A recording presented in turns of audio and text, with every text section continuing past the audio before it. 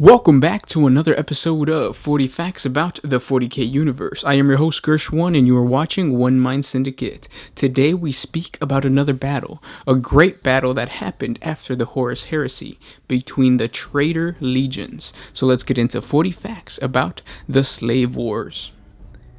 The Legion Wars, known also as the Slave Wars, or sometimes referred to as the Eye of Terror Slave Wars, were waged shortly after the end of the Horus Heresy in the Eye of Terror between the various traitor legions of Chaos Space Marines in the early 31st millennium. The first major battle between the most powerful servants of the Dark Gods following the Horus Heresy was started by the Emperor's Children's Legion.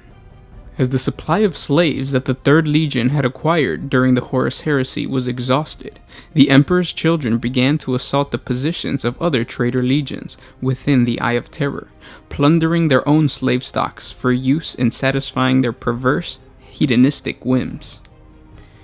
It is for this reason that these campaigns are collectively remembered as the Slave Wars. One very important action that took place during these conflicts was the Battle of Calthrax between the Emperor's children and the World Eaters that saw the World Eaters finally shattered as a unified Space Marine Legion. The World Eaters and the Chaos Space Marines of the Emperor's Children Legion fought one another amidst the bone-chilling cold of the frigid demon world within the Eye of Terror. After a full day of vicious fighting, the deeply frigid Scalathrac night began. Horrified by environmental conditions so cold that they would affect even the superhuman metabolisms of Astartes, the Emperor's children and the World Eaters agreed to a temporary ceasefire, and both sides took to their shelters. The freezing night brought conditions so severe that they could kill even a Chaos Space Marine in a matter of moments during the deepest portion of the long night. Karn, the former equerry of the Primarch Angron and a coronet berserker, fell into a terrible rage over the idea of being delayed from his slaughter for even a single night. Maddened when he saw his fellow legionnaires creeping back to their shelter like cowards, he took up a flamer and burned them to ash, slaying with his chain axe Gorechild any who tried to stand against him. During the ensuing chaos, Karn was assaulted by 3 unknown assailants. Undeterred, the berserker leapt at his foes. A stray bolter round struck Karn in his breastplate, sending his leap wide, forcing him to dispatch the concealed warrior with an improvised backhand strike of his chain axe. He then whirled around, threw the bolter of the third assailant before slamming his insensible to the ground. He then hurled Gorechild to his left. The chain axe bit deep into the throat of the last Astartes. Blood sprayed into the air. Standing over the warrior, he attempted to scrabble for his weapon. Karn recognized the face of his assailant. It was his old trainer from his days with the Legion, Centurion Grunner. Back into a corner amongst the bodies of his fallen brethren, Grunner spoke of madness and betrayal, cursing Karn for daring to strike down the battle brothers of his own legion. Karn would hear none of it, and cut down Grunner where he stood. As the foremost berserker champion of the Legion, Karn had stood upon the wall of the Imperial Palace during the last hours of the World Eaters' great campaign in service of Khorne upon the sacred soil of mankind's home world. He had been the last to be born away from Terra after Horus's assault had failed, his body broken after he had slain 1 million of the false Emperor's lackeys through the breach of the Imperial Palace's defense at the Lion's Gate. None alive amongst the mortal servants of the Blood God would ever surpass his tally of kills. Karn believed that it was the weakness of his fellow traitor Space Marines that had led to their defeat during the Battle of Terra, the weakness of the other traitor legions, as well as the weakness found amongst his own brethren in the World Eaters. Filled with disgust for his fellow Astartes, the Chosen of Khorne continued to slay Emperor's children and World Eaters alike, earning him the title of the Betrayer from the World Eaters. His actions at Scalathrax shattered his legion's unity and reduced it to be scattered, individual warbands of coronet berserkers that would reave through the Eye of Terror and beyond for the next 10,000 standard years. Yet the Blood God was ultimately pleased even as the demon Primarch Angron's Legion ceased to exist as a coherent military entity. Though Angron would periodically gather his dispersed World Eater warbands into something resembling the glory of the old Legion, the World Eaters were condemned to roam the battlefields of the galaxy in search of never-ending war. Individual squads and warbands join other forces simply for the opportunity to spill blood and take skulls.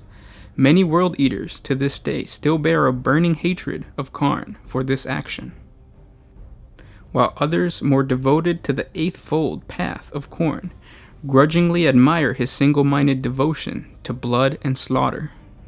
The Emperor's children also destroyed the fortress of the Sons of Horus Legion on the demon world of Malium, leading to a failed attempt by the corrupt Emperor's children apothecary Fabius Bile to clone Horus and provide a new leader for the forces of chaos. It was Abaddon the Despoiler who led the Sons of Horus to reclaim Horus's corpse and destroy the primary fortress of the Emperor's children. Abaddon returned the body to Malium, where he had it destroyed so that no further attempt to clone Horus could ever be attempted. Following his triumph, Abaddon declared himself Horus's successor as the War Master of Chaos and the Master of the Legion. At the same time, he came to the epiphany that Horus was dead because Horus had been a weak fool, unable to complete his task of slaying the Emperor and taking control of the galaxy in the name of the Dark Gods.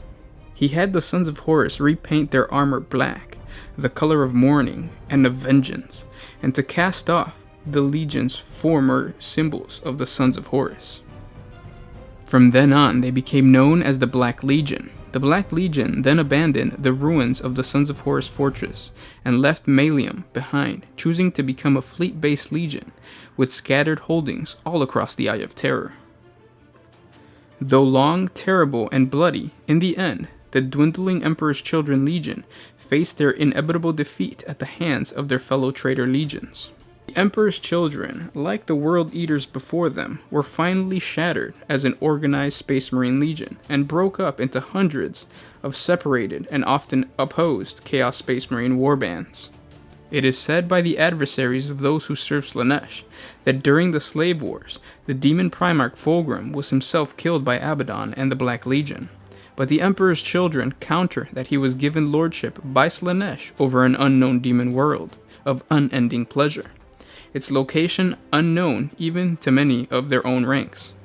And those were 40 facts about the Slave Wars. Well, really it was only 33, but we were cutting it short today. I really wanted to have a video out there for you guys for tomorrow, which is today for you.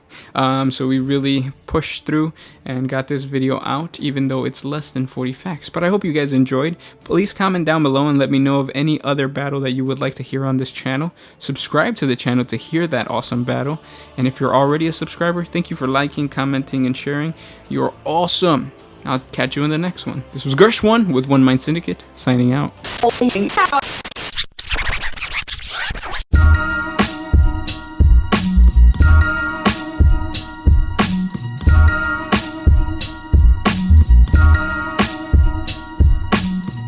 Thank you for staying to the end of the video.